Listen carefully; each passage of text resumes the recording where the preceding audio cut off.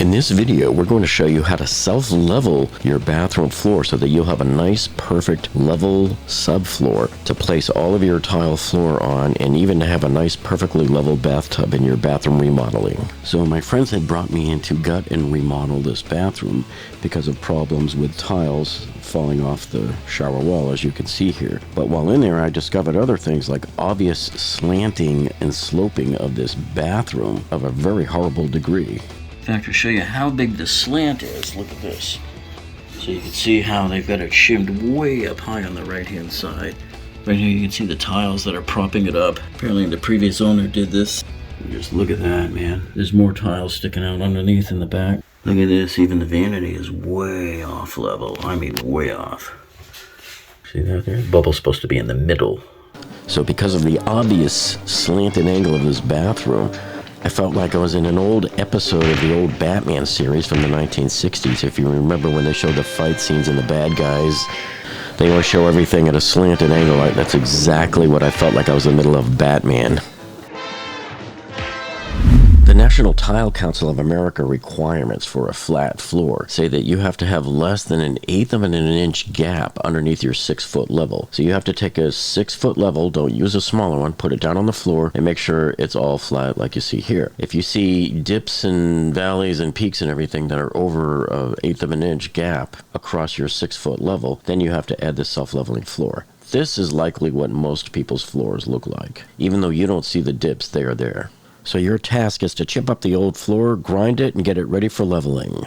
Now here you can see how unlevel the floor is there. And as we have our level just sitting here on a smooth part of the concrete, you can see the space there. Let's go ahead and set a weight on there to try to level it out. The right side is nice and flat against the floor, and then so is towards the middle. Still not quite level. Let's look down here towards the left end. You have about a 1/2 inch gap. And let me go ahead and raise it to the point where it's level. So right here's the point where the bubble says that it's level, you see? So you're looking at almost 3/4 of an inch. Here we just go around with an angle grinder equipped with a floor grinding cup, and you just start grinding down all the high peaks. And if you can get down to concrete, that's fine. You just don't want any large peaks to poke up through your self-leveling compound. Area where the tub sits is going to sit lengthwise right here. The last 24 inches along the floor from the tub to the wall, that's off about almost 3/8 of an inch. See that right there? I have the level propped up with a tile that's almost 3/8 of an inch. Now as we come in to do one final check, we can see the floor is nice and ground down, nice and flat, and it's been vacuumed. It's nice and clean. There's no dust or any other dry, powdery contaminants on here that could keep the self-leveler concrete from sticking to where it's supposed to be.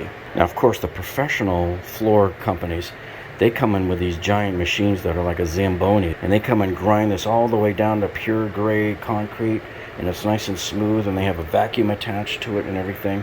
Sometimes they use a much larger, supersized angle grinder, much bigger than what you saw me use here. Those are the tools that the big boys have, but you DIYers, you're going to have just as much fun using the tools we showed you here today. Okay, now we want to come by with some foam, or you can also use caulking. Apply it down here where all of these cracks are. When we pour the self-leveler, it's like water, and so we don't want it to go running into getting up into the drywall or underneath and going into the next room, or downstairs if you have a downstairs. This is a first floor with a concrete slab. We're also going to dam up around certain areas like here around the toilet flange so that the self-leveler doesn't go right up against it. Now once again, we give a final inspection on the bathroom before we do the primer coat. So here you can see we've got our protection all the way around there. We've foamed up all the way around the perimeter, and we put extra foam in damped up areas that we don't want the self-leveler to go to. And like this here. Okay, so this is the primer that I'm using. I typically prefer to use the primer that's made by the manufacturer of the leveler concrete that I'm using. First thing you got to do is shake it up real good. Now I just usually roll it on full strength. Unless you have something that's really super porous and it's just soaking in the primer, then they want you to dilute it 1-to-1 with water first to do a quick coat of that, and then do an undiluted coat as a second coating, a second layer once it becomes tacky or not, no longer tacky. Next, you just grab the cheapest pan and paint roller you can find and roll it on liberally until it's fully covered. Add nice and thick to the entire floor. And there's the floor all primed. Now we just have to sit and wait for it to dry. And if you have enough material and if you have enough time, you want to add a second layer as well. Because the more you seal this floor, the less likely are your chances of getting air bubbles. And if you do a second layer, do it 90 degrees from your first layer. So it starts to slope down pretty quickly, but it really has a very fast roll off. And since it's 2 inches lower right here where the tub is going to be, my plan, since I don't have a warm and fuzzy about pouring this thick an amount at one time of the self-leveler, I'm going to do this in 2 pours. You could probably do this in a single pour, but I just feel better off doing it in a double pour with the aid of gravel. Always wear your mask. Okay, here we go.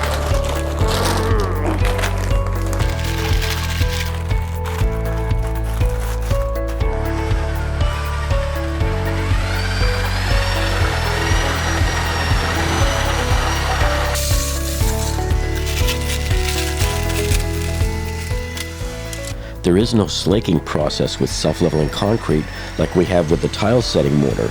You just simply mix it for 3 minutes until the clumps are gone and then dump it immediately. Do not wait. And we're just going to start dumping it.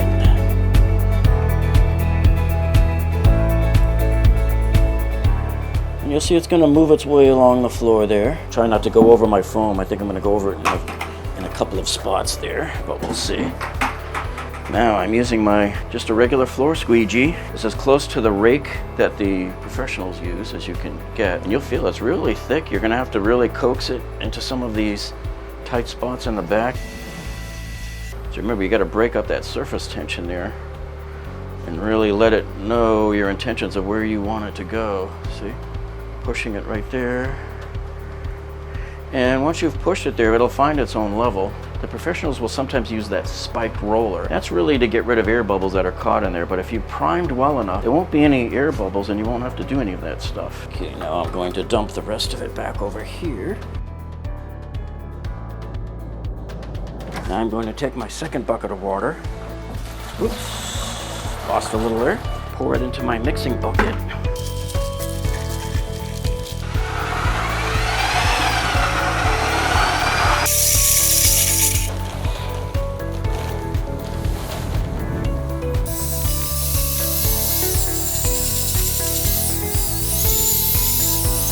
This bucket, this load here, nice and thick. Kind of spreading it towards there now. And it'll start to merge in with the other pour that we did a minute ago. And right where they merge is where you really want to rake things around and make sure that it does indeed find its level there. You don't want it building up or find any ridges on any property lines there between the two properties. I'm just going to pour a little here behind the door. Don't be afraid to remove the door too. It might actually give you much better, easier access to the bathroom floor. See, people think that the self-leveler is just going to automatically do everything that you think it's going to do, but it really doesn't just level itself automatically. You really want to coax it right into the area, and I try to coax it as reasonably flat as I can get it.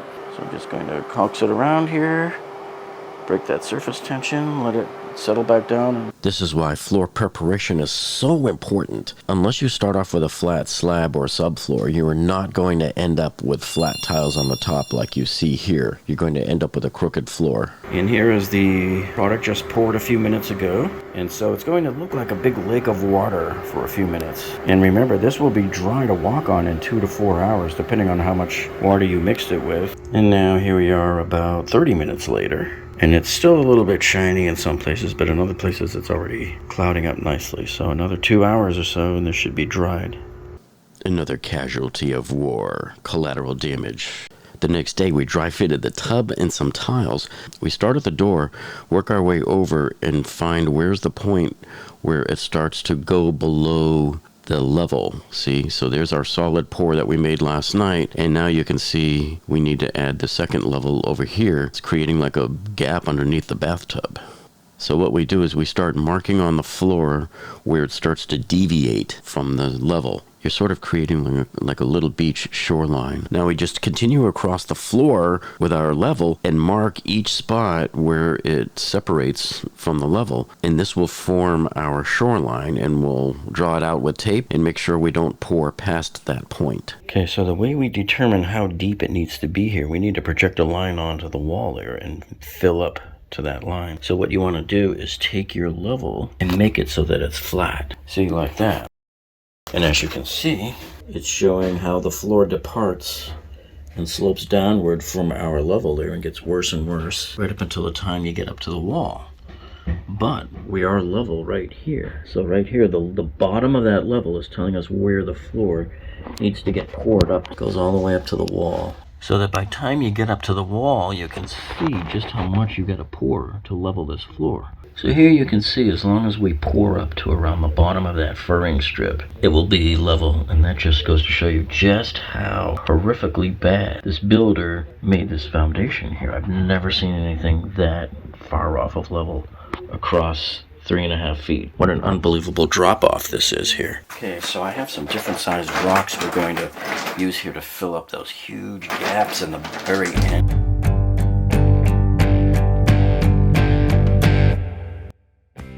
We want to check it against our level, so we know we're level right there.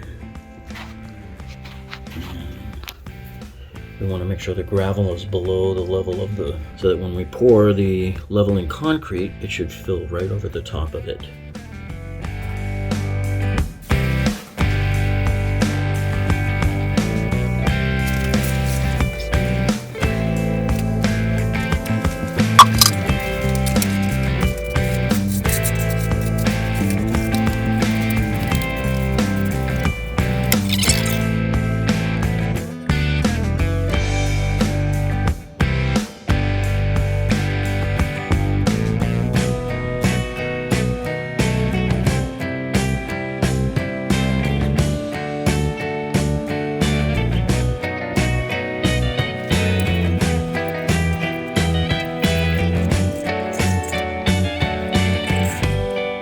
So here's the final pour, and it's a good thing we put down all of that gravel there, because it took exactly 2 bags just to get up exactly to where we needed our little beachfront to end right here along the shoreline. So here's the original stringer that the builder had put 30 years ago, and they were not level, you can see.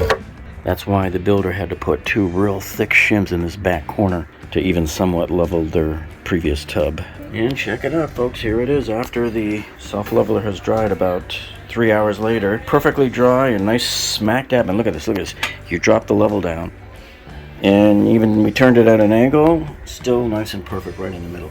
We've checked it all over left and right. It's nice and flat. And here's the lengthwise down the tub is nice and level too. The base of the tub occupies about a 24-inch width, depending on your bathtub and what's underneath it. So here we can see it's pretty level across and smooth as well. So now, because we raised up the floor, we have to remove this stringer, and we're going to move it up higher.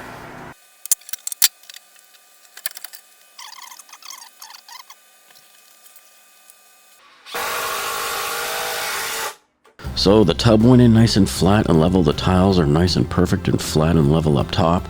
New toilet's put in place. It's not propped up like the old toilet was. If you look across here, you can see the toilet is just nice and perfect on there. Everybody's happy here now.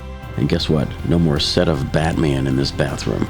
And the bathroom remodeling job is coming along really nice. The tile is done now, and I made a nice niche for them with some marble hexagon mosaic. So thank you so much for joining us on this one, folks, and we'll see you on the next one.